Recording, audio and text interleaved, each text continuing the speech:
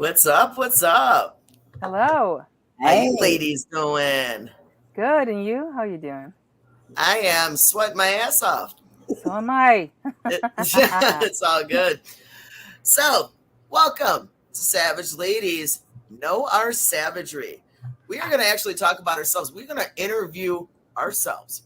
We're going to ask questions for your amusement, your entertainment, but also so you can know who your journalists are, who your favorite savages are, and what we're about, what we really think, and who the hell we really are. Curious? So am I. I can't wait to find out what I'm asked. So, of course, I'm Fran the Savage, Savage Ladies of Metal, and with me I have the beautiful Chrissy, Bulldog Management out of Indiana, and the gorgeous Crystal, Texas Metal Militia, obviously out of Texas, and we are here to entertain you ourselves. So let the ball start rolling with the savagery. Let's do we it. got it first for Let's do it. All right, so to officially start out, I'm gonna be a little soft on you, ladies. why? But I would like everyone to know who you are and what your company, your brand, and what you established. So my question to you is, how did you create your brand? What gave you the inspiration to move forward to start your own brand and work with the underground signed and unsigned metal scene? Chrissy, you first. I've been in my local metal scene for over 20 years, and I watched it grow, and then I watched COVID destroy it. My brother is the biggest influence behind not only my company but my logo. He was featured on ESPN at a Steelers game. He comes in football pads with spikes on, and he was also known for a black and red mohawk. But he was a lead singer of a heavy metal band, and it turned my love into it, and I decided that I wanted to push more for the metal scene. Mm-hmm. So did you just kind of stomp on his toes and say, make room, big brother, little sis is taking over? Or did he actually bring you in to help him assist in moving forward? I'm the bitch, so he didn't have a choice. But unfortunately, I did lose him to COVID. So bringing it back in brought not only that, he was also well known within the metal community here. So bringing that back in also brought his memory back into all these other people too. If you don't mind me asking, what band was he in? Begins with an I, and everybody asks me that, and I can never pronounce. Paradigm. Paradigm was one of them. And he also Paradigm? No, Paradigm.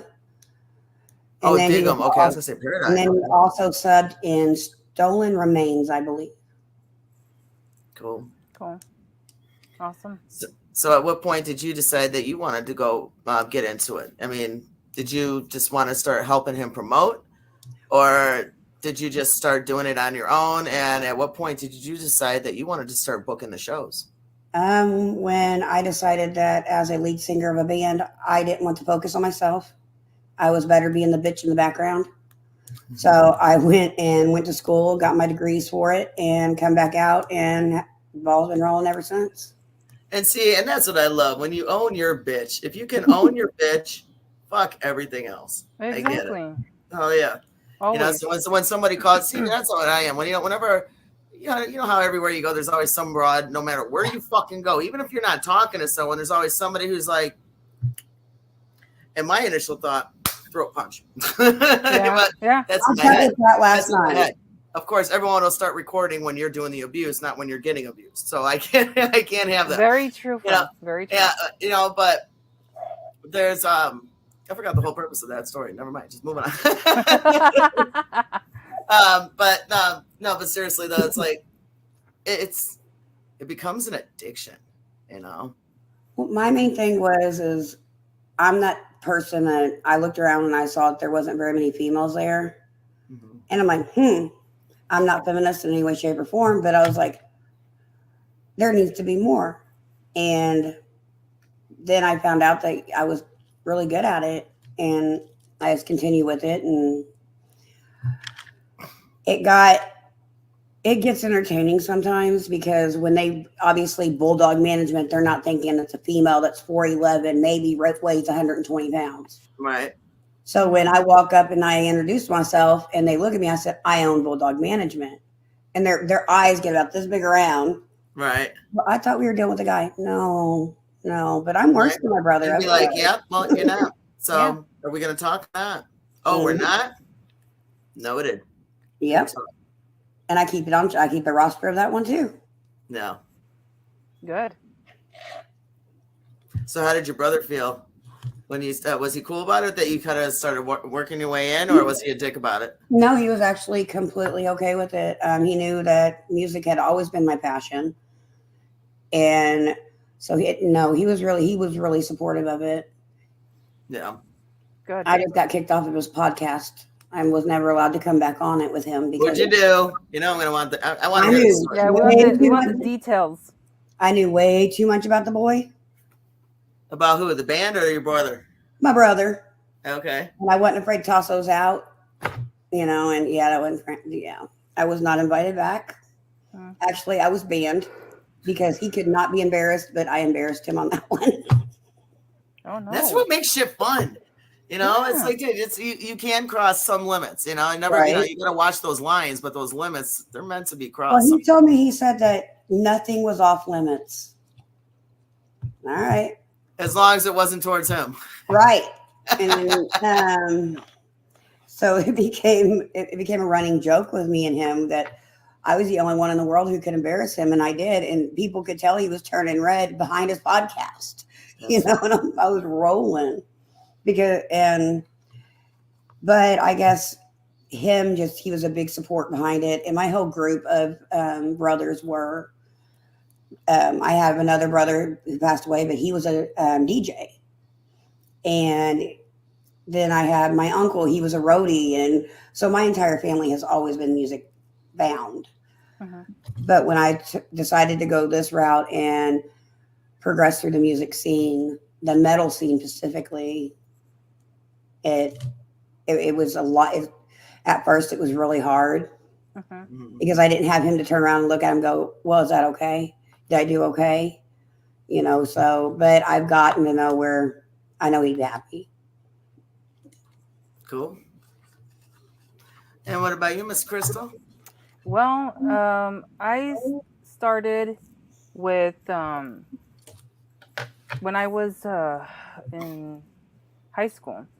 I used to go to metal shows, and I fucking loved it. I loved going to listen to live music and just let it all soak in and whatnot and blah, blah, blah. And for a while, I stayed out away from the scene until... I apologize about her playing. I'm sorry. That's okay. It seems like it's really fucking close to me this time. I apologize about that. It's just somebody going on vacation that didn't take us with them. And so I wanted to come back to the scene, and one of my friends invited me to a show, and I was like, I love it. I love live music. I want to do this. I want to be a promoter. I can do it. And a lot of promoters here are not women, so we don't have a lot of female promoters. And I saw that by other musicians, they would tell me, COVID hit, and it just really bothered everyone to the point that, they lost money, they lost business, they lost everything, basically everything.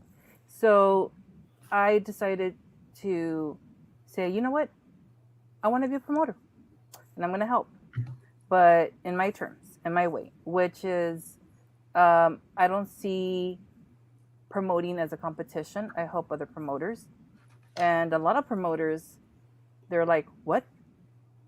It is a competition. And I'm like, no, it's not a competition at all. Way to do it. No, I agree because with you. We all need each other. Yeah. So I started with a group last year, and it went from 1 to 2 to now I have 3.3K followers, and I'm very lucky that I have so much support from people. And but my main focus is, as much as I want to succeed, I want everyone to succeed, you know? And having that platform, it gave me that respect of knowing that, hey, anyone can do it and I can do it. I know I can do it. So I go and help people edit pictures, do all the promoting, um, do the events, um, and that's how I started with Texas Metal Militia Productions. And yeah, uh, that's basically how I started my group. Okay. We are having some technical difficulties, so I apologize right now. Chrissy's having a little bit of problems. She's trying to get back in. She is. She's working on it. And there she is. All right, let's bring that little beauty back. Hi, Chrissy. Y'all Welcome back. Bye. Sorry, there was an error. Well, obviously you disappeared. It is all good. Sounded like something shut down just now. Yeah. Oh, she's moving. Okay, I was gonna say, are you frozen? You moving? What are you doing? No, What's going on? It's all right, cool. Again, O'Hare Airport is making all kinds of noise because I'm really close to it. Mine And too. now And we're I don't, know if good. you can, I don't know if anyone can hear it, but I have like all this commotion going on in the background. Well, luckily I do not, so that's good because background it does pick up sound. It promotes it, and I'm going to cut this part out. So, but so okay, cool. So then you decided to go on your own, and Texas Metal Militia was born. Yeah. When did that happen? That happened last year in the summer. When did it happen? You got to speak up, hon. Oh, I'm sorry. It happened last year in the summertime, and I was like, Okay. I gotta get the ball rolling. If I want to help people, I gotta do this. I gotta do as much as I can. I work all day, all night. When it comes to entrepreneurship, you gotta work all day, and you just gotta go with it, and go with the flow. Not everything is perfect. I know, I understand that, but you gotta keep it going. And my main focus is helping people. I love helping people, and I don't know who else doesn't like that, but I love it, and I'm just gonna keep on going and doing what I love to do. Awesome. And you know what? I'm gonna agree with you about about when people say that promoting is a competition. Those are going to be the ones that are always going to be fighting. Mm-hmm. Okay, that's the first problem. That's where, to a small degree, they're correct, but they are more wrong than they need.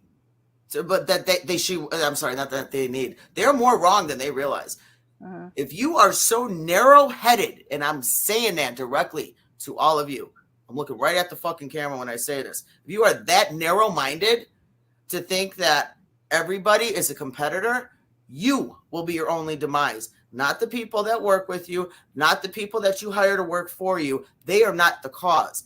You will be your own demise. Because in this industry, the way you grow is by affiliation and working together. Networking. The only way your name will get out there is by affiliation.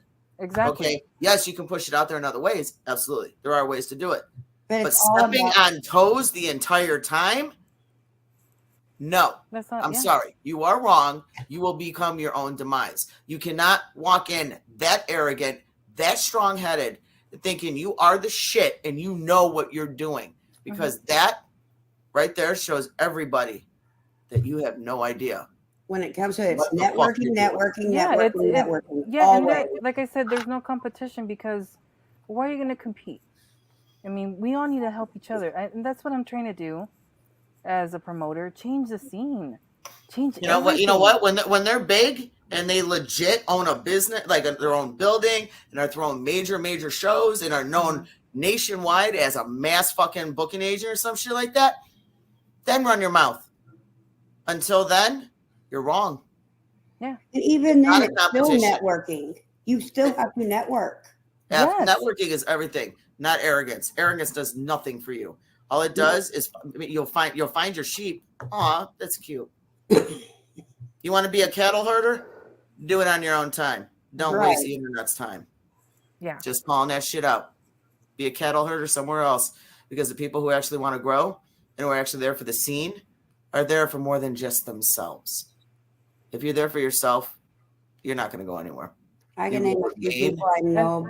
You'll be in that little fucking tube, treading water, waiting, flagging people down. Keep flagging. Yeah, Just saying. And that's how we work together. We are promoters. Absolutely. And I mean, there's gonna be bands out there that I'm not gonna, and not that I'm saying that I can't help them, but I'm not gonna be able to book them. So let's say, okay, I give it to some other promoter. So that's how we work as a team. That's how we work as a team. And that's you're right. I mean, you're not the way you promote, the way you act, the way the way you run your business is not going to be okay with everybody, and that's fine. Don't get mad. Don't talk shit about the other business just because shit didn't go your way and you don't like I'm going to go online and let me try to blast them so I can keep people away from them. Grow the fuck up. Yeah. Grow up. Got to change. I remember high school. Yeah. See, I remember. See, I'm on the opposite with you. I'm because I manage bands. I reach out to promoters all the time.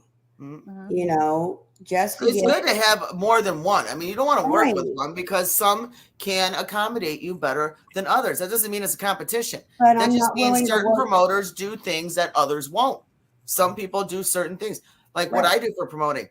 I'm one of the very, very, very few that do everything on a mass level, without being a record label. No, I'm not a record label. I do not manage bands. I get asked all the time to manage bands. It's like, dude, I'm running enough already. I'm sorry, I can't. I can help. I'll be happy to be your booking agent. I'll be happy to give you advice that other people will be like, oh no, you want to consult? I'm going to charge you. People tell me all the time, why don't you charge people for consultations? No. I'm giving you advice because I want to help you. Yes. I'll make money in other ways. A lot of what we do is for free and on our time. But then when we do want to charge people, all of a sudden we're I just got distracted. I'm sorry. I don't give a shit how long you've been in this business. I don't give a shit who you know. That don't mean nothing. A lot of us know the same fucking people.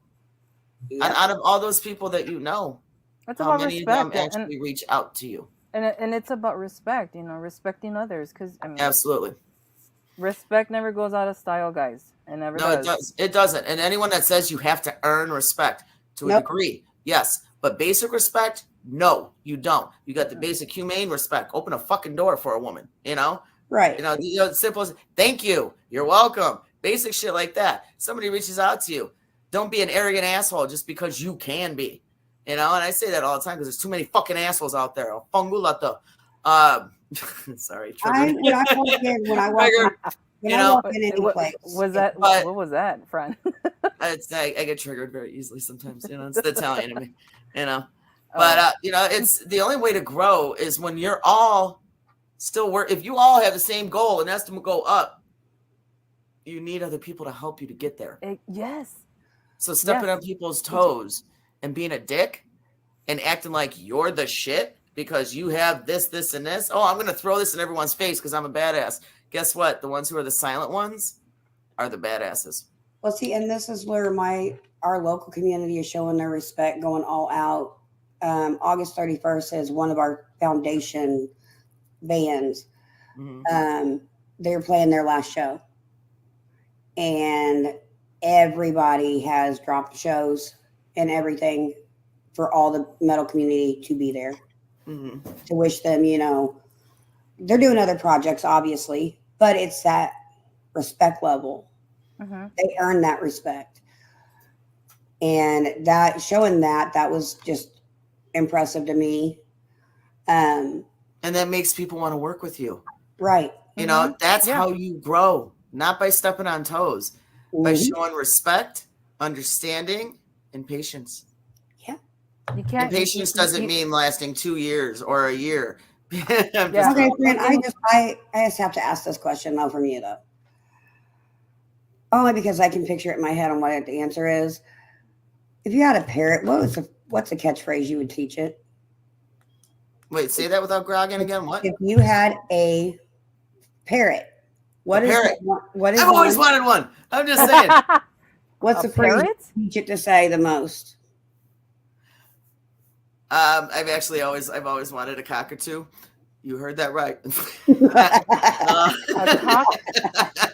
I've always wanted a parrot, actually, also because of the cool fact that they can live up to 150 years and you could pass them down from generation to generation.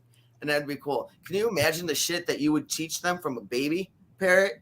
And then 3 generations later, they're like, what the fuck did great grandma teach you? Honestly, one of the first things I wanted to teach them is, what's up, motherfucker? Every time somebody walks in, what's up, motherfucker? Yeah, I would teach you how to cuss. Like, I do. Oh, it would know everyone in every language. It don't matter. Yeah, I actually had a friend growing. I would never forget when in 8th grade, I had a friend whose mom who had a parrot, and the parrot was about 75 years old. So it's like middle age, you know. It's like what we are for humans, you know. Wait. And 75? This parrot got so used to her mom yelling at me all the time, And then as soon as I would walk into their townhome, the parrot would see me. The first thing it would say is, "God damn it, Fran! God damn it, Fran!" I was dying. I could never get pissed. That's like the best entry. That is badass. It's funny shit. The ladies, go ahead. Oh, whoever you want to hit, I ask my questions. Okay. Let you go, Crystal. I just had to know about the parrot just because I could picture what it would say in my head, and that was pretty much spot on. Hold on. I have a little question here.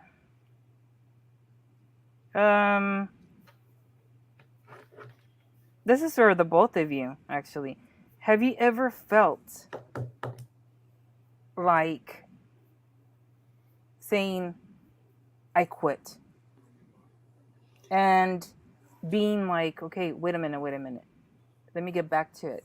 What helps you come back to your senses? Because insanity. True.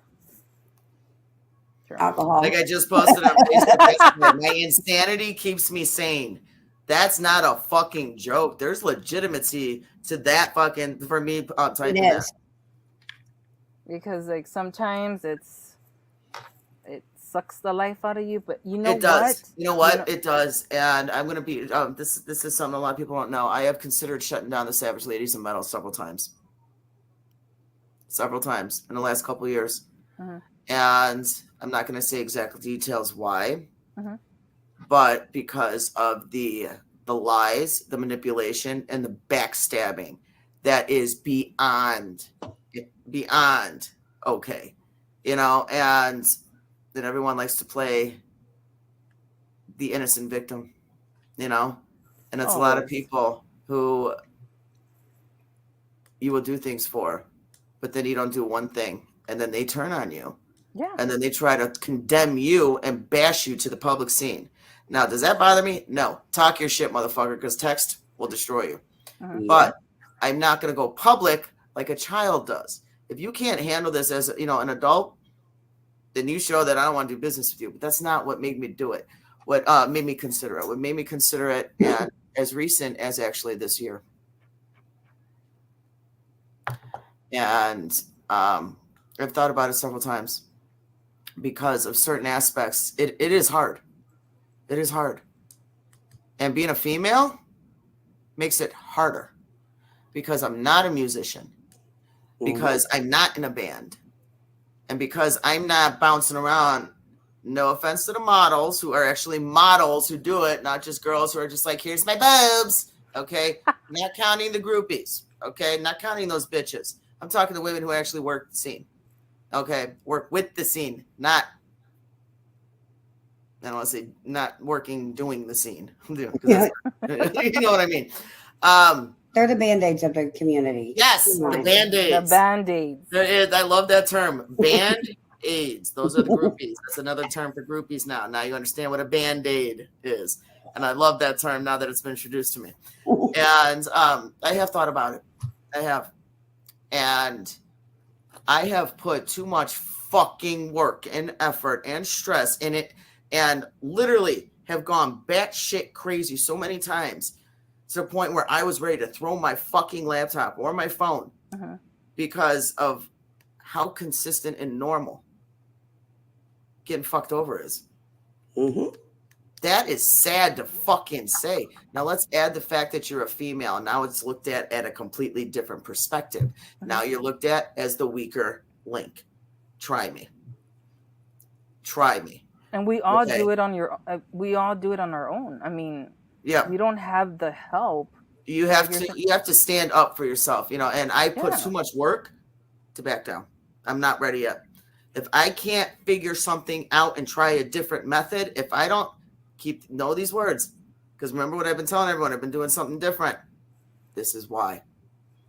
If I don't make a change and I continue down down a path that's not getting me anywhere, I'm ready to walk. If I don't come up with an idea to go a different direction and make changes, then I'm done. I have decided to make changes. Like I said, this year, I almost did it. And with me, but I decided I know my strength. I know I'm stronger than this, and I'm not going to let the weak ones that I open the door for. I will own that. True. The ones that I open the door for and let into my life judge my final outcome. This is my fucking game. This is my fucking show. These are by my fucking rules, which are minimum. Okay, they are minimum, but this is not something that is for everyone. It's not. No, it isn't. You really need to be headstrong, not arrogant headstrong, but the will. But the will and the strength to stand up and fight those who do challenge you, those who will try to take you down, those who will try to define who you really are to the scene in their own personal opinion and get as many people to take their side as they can to bring you down. But the ones who know you will continue to stay there, fight, and walk with you, not against you. You will find out who your strengths are. And those are the ones that you carry with you and bring with you and grow. And the ones who are weak will either continue to talk their shit or beg to come back. And that's when you say no. You can't let friendship, that's the worst thing to do. Friendship has to go out. Yeah, it does. You can make friends in the scene along the way. Absolutely. You'll find out who the true people are. And if you become friends with them, great. Beautiful. That's even better. But it can also destroy friendships.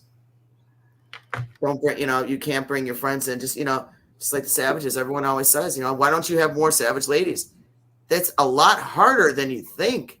It's not easy. It's more than just, oh, she's a metalhead. She's a badass. Oh, she knows everybody. We all fucking do. Okay. Exactly that.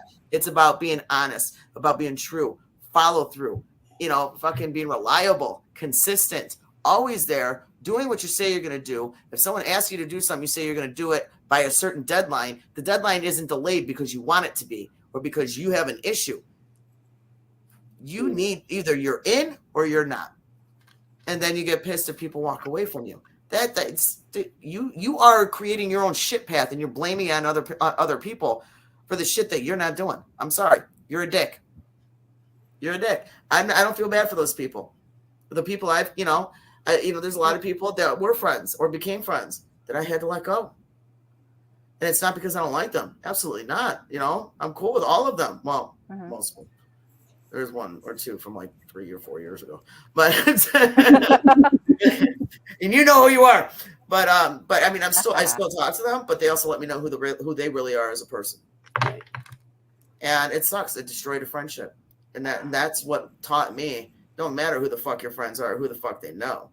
Can you work together? Can you be honest together? Can you grow together? And what can you really do for each other that is beneficial to both sides and not just one? I'm saying with me, I did walk away. I walked away for 7 years. My best friend was murdered, and I decided I was done. I couldn't handle the stress of the music scene and the stress of all that. But my ex-boyfriend brought me back around the music scene, and I rediscovered my passion. I never forgot about the music scene, and I helped out where I could, but it wasn't me full blown. Now I'm back. I'm back with a vengeance. I have one. A member of a band actually called me. I'm an icon in the music scene here, and that made me feel really good because I didn't realize that. I didn't realize that everybody still, what I do. But daily, there's going to be days where I'm looking at it going, I don't even want to deal with this. Not today. But then you got to be like, no, because they're doing this or they're doing this, and it's constant. It's a constant back and forth. It's a matter you have to decide what's going to be more important, you or the scene at large. And for me, it's always the scene at large. We fight our own demons more than anything with the scene. Because who we want to be and who we are naturally is who we have to fight for the greater cause of our brand. You know, like, I mean, we all know, I want to say I see Chrissy a little bit more like me, and Crystal, I'm getting to know you, obviously more. Yeah. But we are very much the types who will get in your face. Yes. Okay, we are not afraid to stand the fuck down. Okay, we are more than happy to stand up and step up to a 6'5". Well, Chrissy, she might have to climb a ladder. But love you. Get in any motherfucker's face and tell them, and tell them off. Yeah. But at the same time, I'm gonna run from a spider. Just let y'all know. We have to be who we need to be, because you can't tell everyone off what you think. Sometimes you still have to bite your fucking tongue because you don't realize who you're talking to. Sometimes that other person you're talking to, you actually do need. You can talk, you can tell them and put them in your place. Defend yourself always. Never let someone control you or your fucking brand. Ever. Especially as a woman. Never. Nobody has the right to tell you what to do with your brand. Nobody does. As a woman, you cannot let them do that in the music industry. Because nobody has the right to do that. Not one person. That doesn't mean that they know better. No, it doesn't. You want to run shit? Start your own brand. Yeah, and we all do things differently. It's not that, just because you say this is going to work, how do you know it's going to work? Right. You got to learn to be able to call out your own mistakes. You cannot just sit there and go, well, okay, I fucked up. I'm not going to say nothing. No, people are going to know. Yeah. People will know. People will find out, and they're not going to forget. It don't matter if you have one mistake and did 1,000 things right. That one mistake can be your downfall. Yep. And it can be something so stupid and petty too, which is funny. And sometimes the big shit, everyone will just laugh and be like, okay, that crazy bitch, and they'll ignore it. But it's it would always be the stupidest, smallest thing that will get blown the fuck out of proportion. And people will be like, you know what? If you can't handle this, then why should we bother with the bigger shit? Right. And that, that's what it comes down to. And so we have to fight ourselves as the bigger demon, because how we were raised to, to stand up for ourselves. Everything that we were raised to be as females, not afraid to get in anyone's faces and to stand up for ourselves, is exactly what we're doing as our own brand. But now at the same time, we have to know when to shut our mouth. What's that new word? Which was always hard for me to do. That's been around forever, but it's such a new word to the younger crowd. Demure. Oh yeah, that shit. I'm not good at that word. I'm not good at being that. I will never be. I was raised with mostly all boys. I have a men's mentality, and I may be 4'11", but yes, I will stand up to a 6'5" guy, 350 pounds. I don't care, but I'm a fighter. That's me. And they know that. But all my bands that I book for, and the bands I manage, they know I have their back and I'm willing to go to war for them. And there's very few companies like that, and I've watched other companies screw over artists, 20 years in the industry. You see it all the time. Yeah. I watched record labels screw over companies. I've watched all sorts of stuff, and that is a lot of why I went to school, to do what I could do to prevent it from happening, because they do take advantage. So let me ask you this. I got a question. You both went to school, right? Chrissy, Crystal, did you go to school at all? No. No? Okay. So then let me ask you ladies this. And more towards you, Chrissy, because I've been told this before from people. And, well, we all know, we all have our own opinions.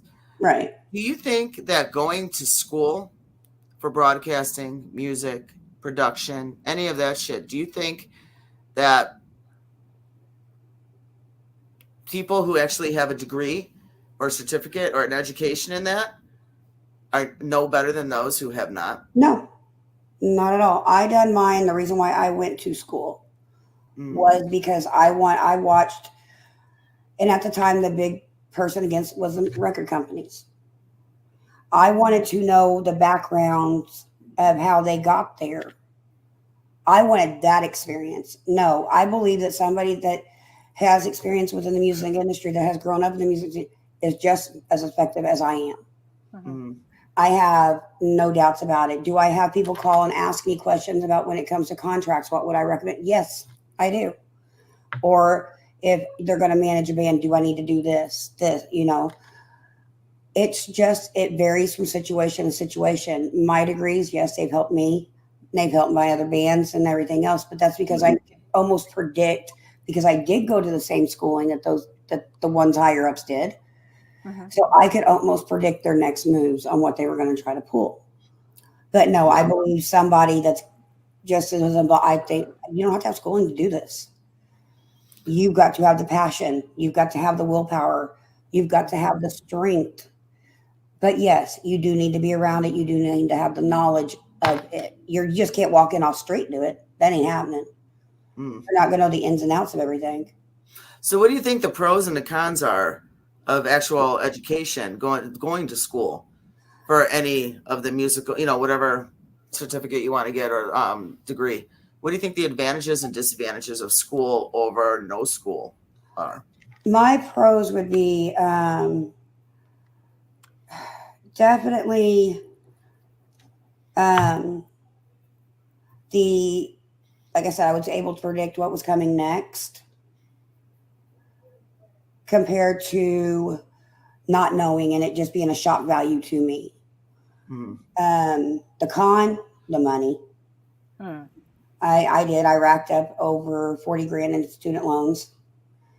The other part is that I'm effective when I go into the studio with one of my bands too, because I did take some part of production. So I do know how, but a lot of it comes down to, when it comes to this music industry, is the feeling, the everything else of it. That's, the schooling was great, and it was great information. It was great information on what I didn't want to do, if that makes sense. Because they were teaching you to be in a record company, in a record label. They weren't teaching you to be a manager. They weren't teaching you to be, independent. So I got to know how they were working. So that's the big difference. I mean, I think, and like I said, the cons was the money. It did cost me. But if you can learn it, learn it.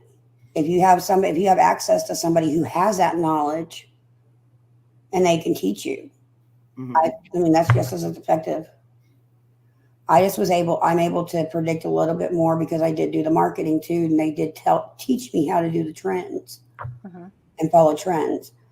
And that's able to do it that route. But honestly, schooling is schooling. It's the same way. The only thing that I think you should have to go to school for is to be a doctor, a nurse, or somebody that can kill you. You know what? Even the doctor thing, I'm just saying, if they're still calling their shit a practice. I said this to you ladies before. There's a lot, and I know there's a lot of people that shouldn't have degrees that have degrees. Passing a test doesn't mean you know what you're doing. No, I know. And yeah, No, I agree. What about, okay, so Crystal, what about you? What do you think the advantages and disadvantages of not going to school over going to school are? Well, um, the advantage is yes, you get to learn more. Mhm. Um, you have someone that's teaching you, guiding you, and telling you, okay, this is how you do it. This is how you sell your product. This is the way that you communicate with people. And there's nothing wrong with learning. I love learning every day. I learn something new. Now, the con, I'm gonna have to agree with Chrissy. It's the money. The money is, I mean, it's stupid. Like, Mhm. how can $40,000? I mean, come on. It should just be free or have something, right? Uh, uh, Something along the line where, okay, let me help you out with that loan. There's got to be something. But I always say that it's the way you present yourself to the people, the Yeah. communication, always with the communication. Because if you don't know how to communicate with people, then what are you doing here? What are you doing in this scene? What are you doing in this industry? So you got to learn how to do that. That's what I mean. That's my opinion. Um, I fully agree. I mean, Right. Now, I didn't go to school either.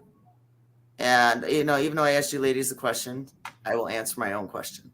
How did I get involved? I was Mine, just ready to mine, ask that. mine's a story in itself, especially on how the Savages were created.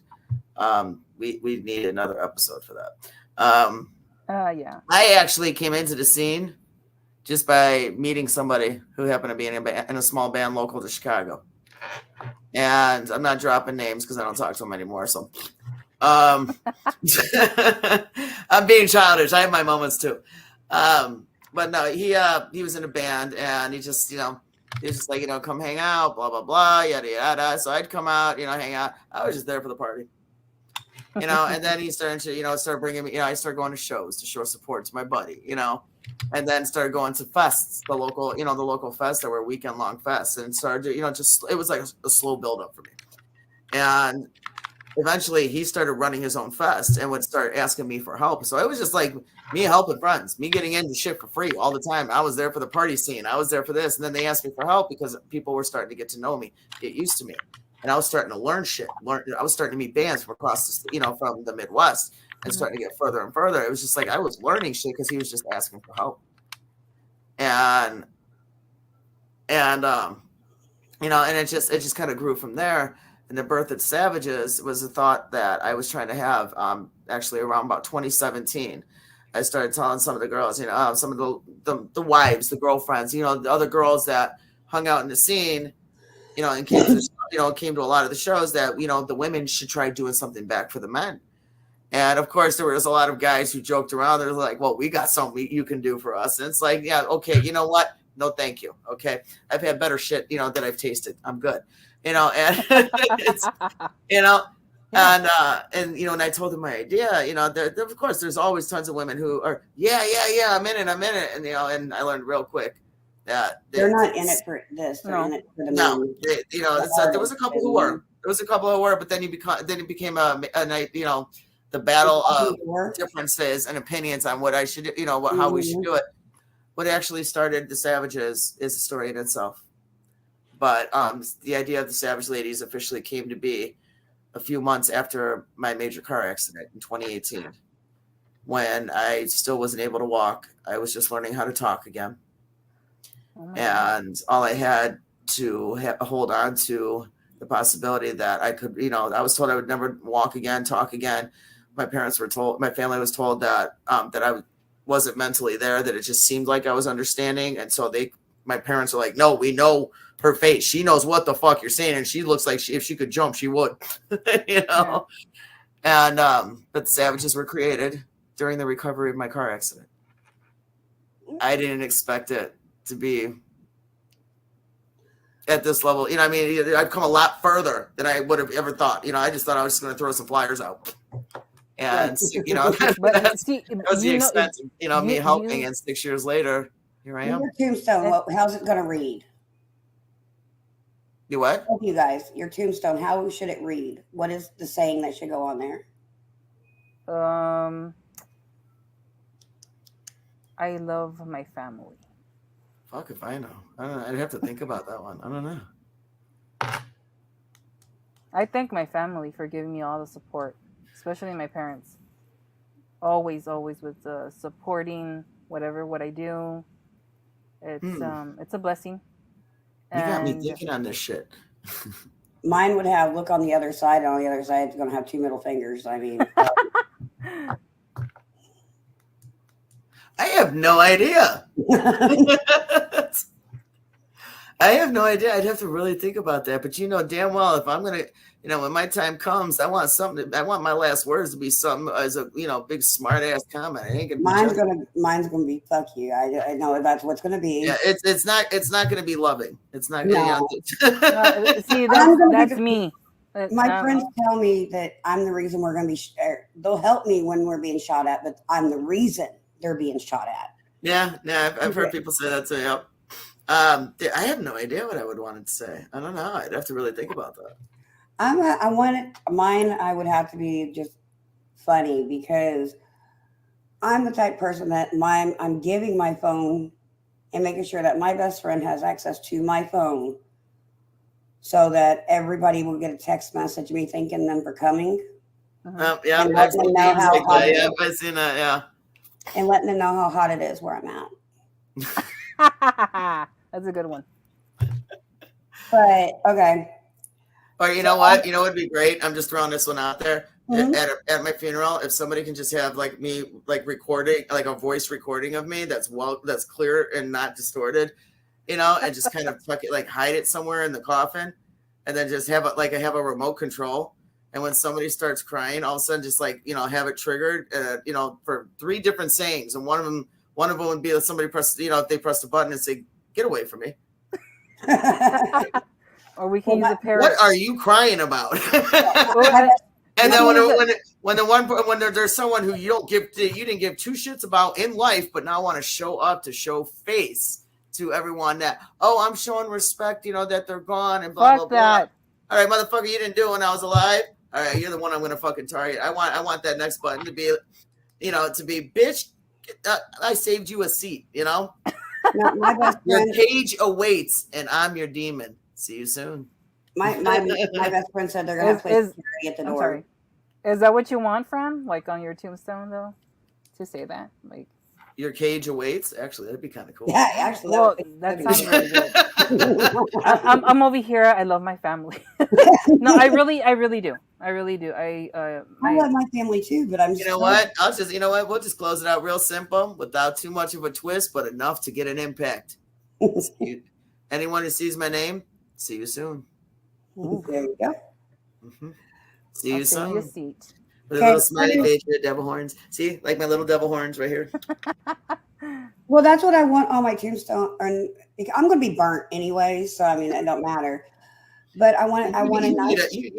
Okay, you're gonna be burnt. I was gonna say, man, your casket, you only need like fucking 2 pallbearers and fucking like a child. You're so cute. Okay, you're so cute. When you think I just want to put you over my shoulder and just pet you. When they come up with that meme with Johnny Depp going, "I got a bottle of dirt." Yeah, I can see my friends doing that actually, and going around to the bars and drinking, and with my urn But on my urn, I want one that says an angel. Well, like our poster, our flyer we have. You got the sexy angel, the sexy demon. Mm-hmm. Yeah. That's what I want on my urn. Nice. But no, the most. Yeah, my best friend said they are going to have to play security at my wedding because there's her wedding. I really don't give a shit what happens to my body when I drop dead. The fuck do I care? I'm dead. I just want to know that people that didn't like me aren't getting in to get pity. Right. All I'm going to become is a name on a fucking marble wall anyway. I'm going to haunt a bitch. That's what happens to my body. Save the fucking money. Don't let my body fucking decompose and spend $7,000 more just so I can rot. Toast my ass and smoke me. We'll call it a fucking day. And then put my name on a marble box, and it'll be a lot cheaper than fucking burial. You know? Right. What out of we've all been in the music industry. We've all done. You don't have to drop any names. But what is the most awkward interaction you had with anybody within the music industry? Who wants to go first? I mean, the most, not just. I mean, to the point of you're going. You don't know what to say. You just gotta just walk off. Because you're going to be mean if you did. I don't know if I should say. I know. I'm kind of hesitating. I'm hesitating because it happened recently. All right, Crystal, you go. How can I put this without even offending anyone? I think it was an event. I'm not going to say any names. Okay. It was an event I did. So fucking hot outside. I was sweating everywhere. And what was, I put my blood, sweat, and tears when I do events and promoting the fuck out of everything, working with migraines, working with physical pain and the awkwardness of this person. I just didn't understand why, I'm going to say he had made a comment to a person. And that really hurt. It hurt my feelings. I'm not going to lie. It hurt. Because I wouldn't expect this from him. And that person doesn't understand how hard I worked to do that event. And that's what pisses me off is like, come on, dude. Come on. You can do that in your own time, not on my time. And the awkwardness was, no, we're not friends anymore. And, I just wanted a simple apology and move on from it. And it just, it never works out like that. It just doesn't. Being offended is not going to get you anywhere. But swallowing your pride and knowing that I'm saying this because I care. I care about that person. I care that that person, he wants to succeed, and I understand that. And that's why I brought him down. And once that person did that shit to me, the respect was gone. And I was broken for a long time, for a while. And I'm still recovering from it, still talking about it, Talking about it helps. But though I wish that we did have the communication and just to fix it and not go the other route. Mm-hmm. So that really was the awkwardness of that event and that person that from the entertainment business. So what about you, Fran? All right.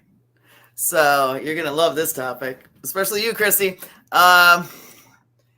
This was probably about 5 years ago this happened. Well, I can't say it hasn't happened more than once, but it's been years since it's happened because I've changed my perspective on how I am as a person in a lot of different ways. But about 5 or 6 years ago, when I threw the first couple of shows for Savage Ladies, was at a location called Penny Road Pub that was legendary out here.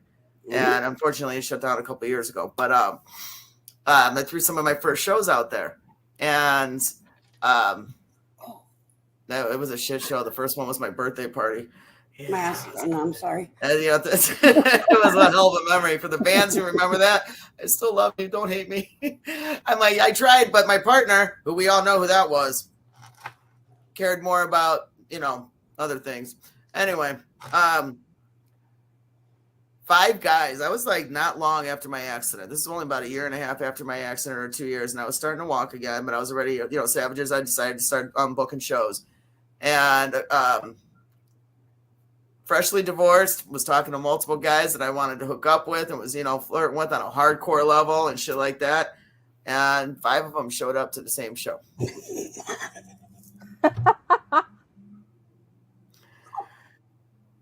Talk about being caught between, you know, under a rock and a hard place.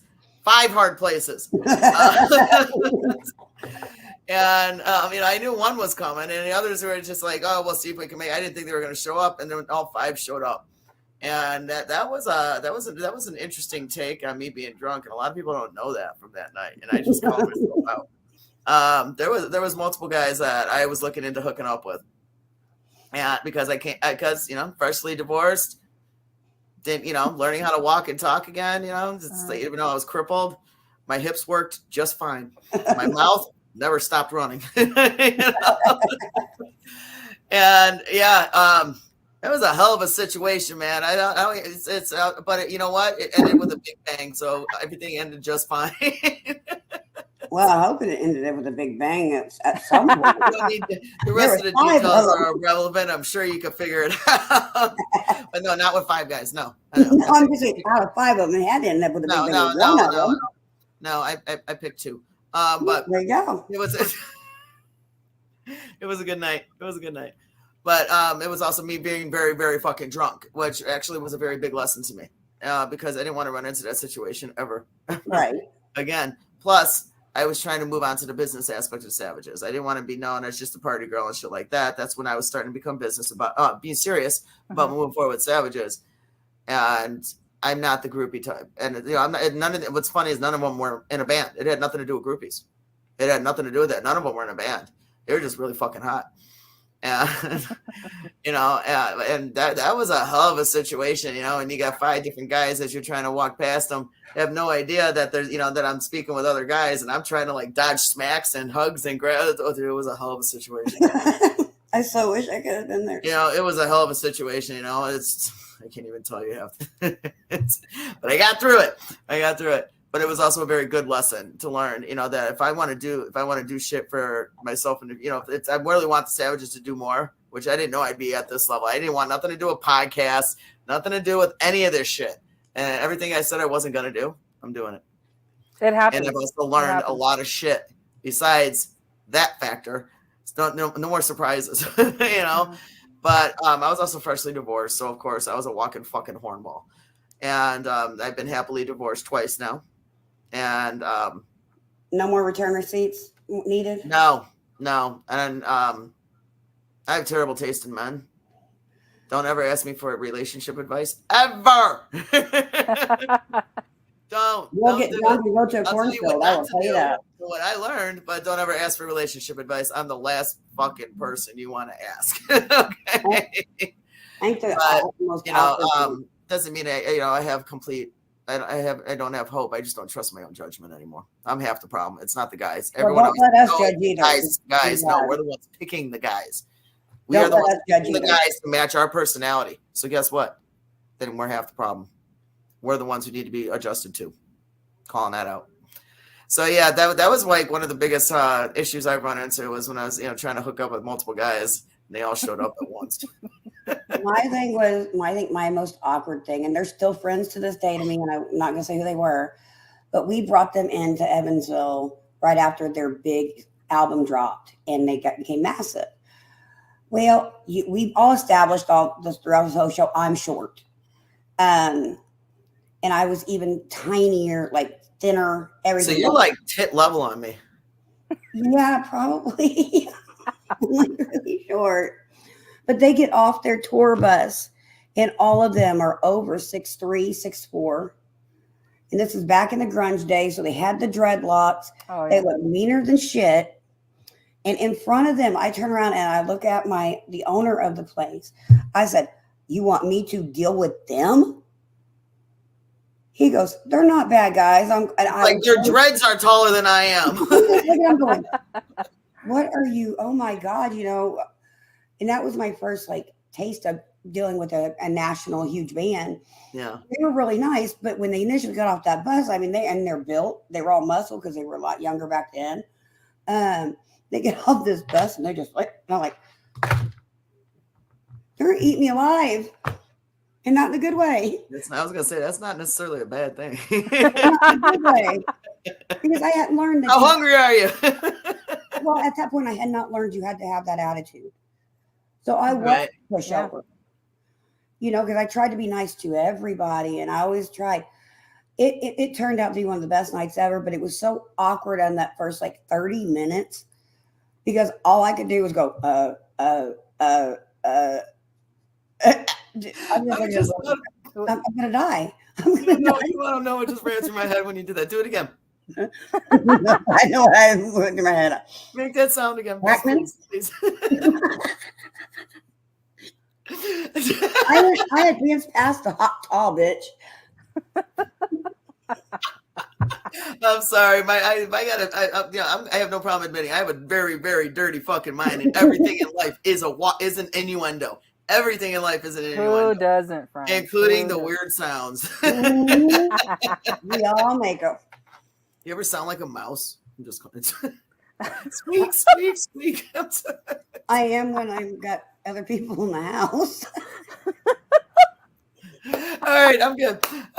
Ladies, I want to thank you for this. This was kind of entertaining. Yes. We had the business side and we ended in humor. I love it. That's we knocked it out quick. That's beautiful. I know there are many more things I'm sure people want to ask us, and maybe one day we will go live. Maybe we should.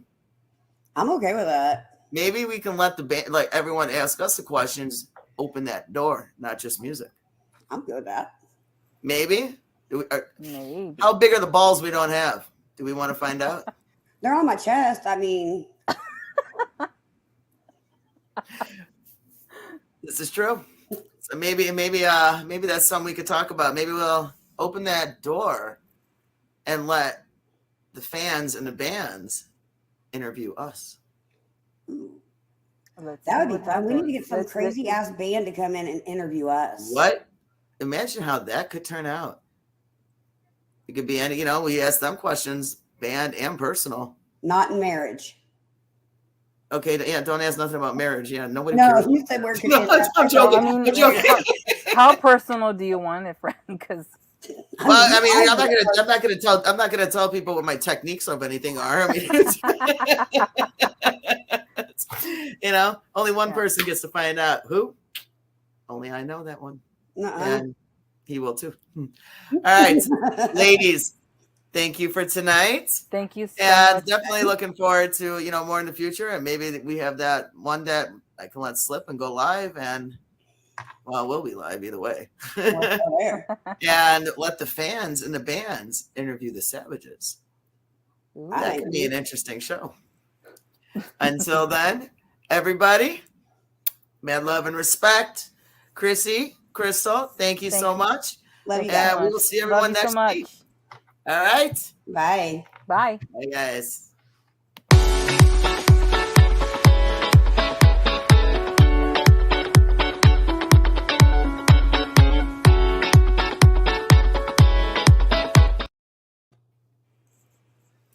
Why didn't it end?